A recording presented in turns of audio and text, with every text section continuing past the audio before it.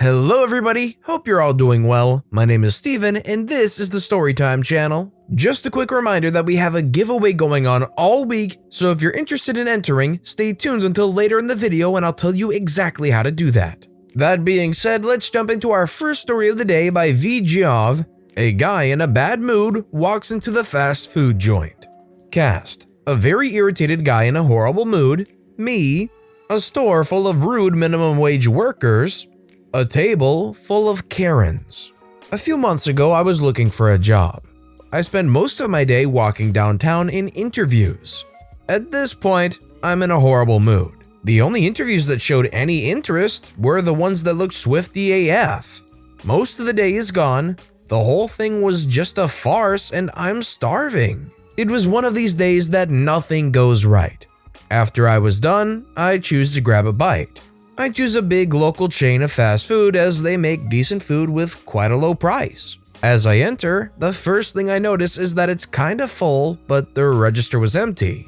I sighed as that usually means they have a lot of orders in the back and my food would be kinda late.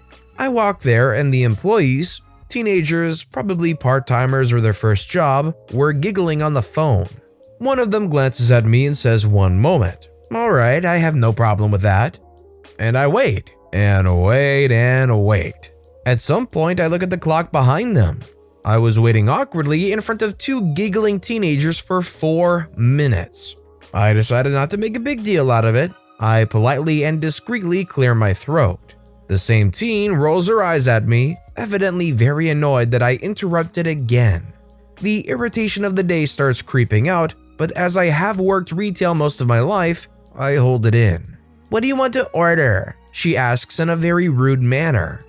At this point, I am generally very polite in my social interactions, especially towards employees, having worked retail most of my life, and order my food. 2 small burgers and a cola, totaling something like €5.50. She rolls her eyes again. "Wow, spending the big bucks, aren't we?" in the most condescending, annoyingly bratty voice you can imagine. At this point, I just shrug my shoulders, my upbringing preventing me from making the remarks my brain was screaming at me. I move on a corner on one of those tall bar tables on the side to wait my order, and I take out my small notebook to write some notes on the last interview. I keep notes on the owner's attitudes and other small details I noticed during the interview. As I mind my business, a wild Karen encroaches on my personal space. "Excuse me, are you listening to me? I'm speaking to you." I turn around and I'm like, "What? Are you gonna take our order now? Or are you gonna keep pretending to work?" Then it hit me. I was wearing similar attire with the employees. A red polo t-shirt and dark blue jeans. Of course, one could mention the fact that my red shirt was a different shade than the store uniform, that mine lacked the store logo and the name tag, not to mention a big leather bag hanging from my side. My years of experience taught me that Karen cells cannot coexist with brain cells. I tried to tell her that I don't work here and that she must go to the register. Something to point here. The way ordering works in big franchises here is you go to the register, you make your order, you pay, and a server brings it to you. Very rarely would a server go to your table, usually if you take a while to order. After a while of demanding I take her order, I said screw this and I complied. I took her order. "Alright ma'am, where's your table?" She points at the 5 Karen table and I nod. "I will be right there." "Effin' kids, all you know is how to avoid working. You should get fired, you lazy thing," she says as she leaves. I'm 30, no longer a kid, but I do look very young, 24 to 26 with a beard, around 20 shaved, which I was at that time. I would not have it.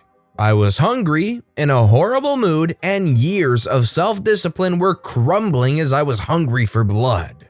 I went to the nightmare table that consisted of not 1, not 2, but 6 whole Karens. I put my biggest, fakest of smiles on and I took the order. I even suggested a few non-existent dishes while ghostwriting on my notebook. I then pointed out that it was a big order and it'll take a while. I then left the nightmare on Karen table and went back in a corner and waited my order in a far better mood. While waiting, a server went to their table and asked if they had ordered. Yes, we have. Are all the staff here as lazy as you? At this point, I started grinning. She had a chance to fully undo my master plan and she failed to grasp it. I wait for 5 more minutes for my order. I take and leave a happy man. I can only imagine the Karens trying to reorder the non-existent dishes I recommended after 20 to 30 minutes of not getting their order, only to be constantly told they don't exist, as well as the despairing faces of the staff trying to reason with Karens. The Karens would wait quite a bit to eat, if they managed to eat at all, while also giving heck to the employees. Essentially, I played an angry mob of Karens into fighting against some very rude employees while I made a gateway with my prized booty of calories, fat, and ice-cold vengeance. Granted, after calming down a bit, I did feel kinda bad for feeding a couple inexperienced part-timers to the Karen sharks, but I was caught in the moment. Do you think OP was justified in what they did here? If it was you, would you do the same thing? Let me know in the comments down below. You have to factor in that you had a very long and tough day and there's a ripe opportunity to mess with people who were outright socially rude to you. Let me know your thoughts. The next story of the day is by LT Blount. Write me up for being tardy on a day I'm not required to be at work? I won't do that again. I used to work a manufacturing job that had some weird rules. I am not a morning person, and manufacturing jobs tend to start very early because back in the day you could only work when it was light out. Why they still start at 6 a.m. is beyond me. This particular employer had a rule where you would be written up if you were tardy 5 or more times in a month. If you didn't show up, it wouldn't count against you other than not being paid for those hours. Again, I am not a morning person and find it difficult to get myself out of bed and to work at those times.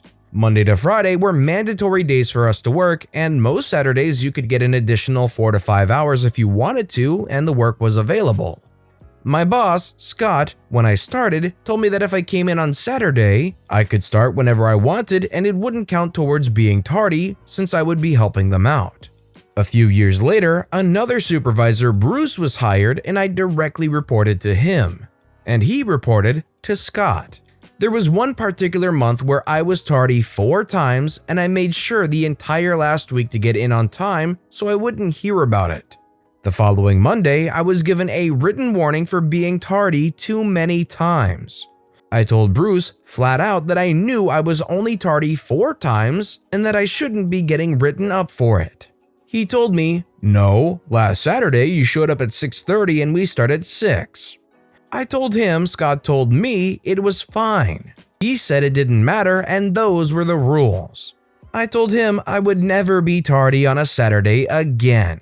I then wrote in my response on the written warning that I would never be tardy on a Saturday again. I signed it, Bruce signed it and made a copy of it, and filed his copy with HR. A few weeks later, we had some maintenance needed on one of our machines and Bruce decided we would do it that Saturday and asked if I wanted to come in and help. It was a dirty job pulling a bad cable out of a machine and threading a new one through a tight spot that needed cable pulling lubricant in order to fit it. I pulled up to the shop, saw it was 6 o'clock on my clock and knew I wouldn't make it in on time. Turned my car around and drove home. On Monday, Bruce was complaining about how much of a pain in the butt the job was and asked me where I was. I told him that I was going to be tardy, so I went home so I wouldn't get in trouble for it. If it's openly flexible volunteer hours, you shouldn't get in trouble for showing up slightly late. You're doing volunteer overtime and you're there half an hour past opening time and you get in trouble for that? I don't blame OP at all. Our next story is by Ludditte. Company doesn't think we do this to spite them. Quick explain, spent almost my entire life working union for a big company. I was part of a team that field tested and commissioned new equipment. This was always new tech as the world was transiting from analog to digital. Basically, we were the troubleshooters of the stuff that came out of the labs and had to start making money now. Because of that, we became well known and made a lot of enemies because we had to flag down reasons why stuff didn't work right off the bat and we had to point fingers. Eventually, we pissed off enough people to warrant a change in middle management, and we get called into a meeting where we are told we are being split as a group. We were a tight group of a dozen techs willing to travel and do insane hours to meet due dates, and redistributed with the install teams, who caused about 50% of the issues. It turned out to be a nasty meeting that had a lot of consequences throughout my whole career. A point was brought up that we could all be taking a holiday at the same time, so where would they be? We were told this could never happen. At the time, if a team had 10 plus techs, you were allowed 2 techs off at the same time.